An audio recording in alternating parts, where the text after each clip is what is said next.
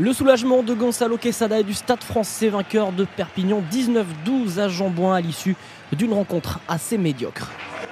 Pour ce troisième match d'affilée à domicile, le public parisien découvre l'ailier international australien Digby Ioane, aligné sous le maillot du Stade Français pour la première fois. Pour Perpignan, l'enjeu de cette rencontre était surtout de stopper une interminable série de 6 défaites de suite, top 14 et H-Cup confondus.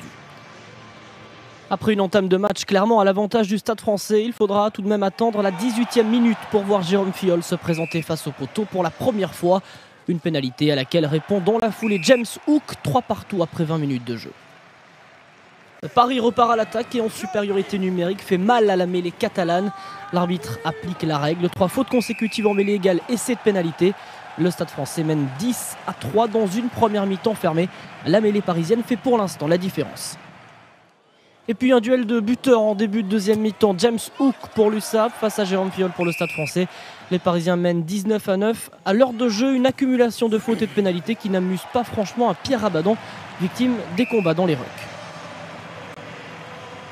Un match tendu et un début de bagarre générale aux abords de la ligne parisienne. Coupable d'un coup de poing, le deuxième ligne parisien Pascal Papé est exclu pour 10 minutes. Une dernière pénalité de James Hook à 6 minutes de la fin. L'USAP revient à portée de fusil des Parisiens. Mais sur la dernière offensive, Taofi Fenoua vient mourir à quelques centimètres de la ligne. Le Stade Français gagne 19-12 à défaut de spectacle. L'essentiel est assuré pour Paris.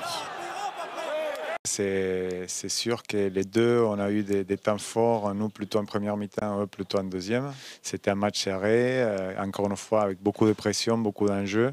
On savait qu'ils venaient faire un coup ici, donc on s'est préparé en conséquence. Et bon, les matchs étaient sûrement pas très spectaculaires à regarder.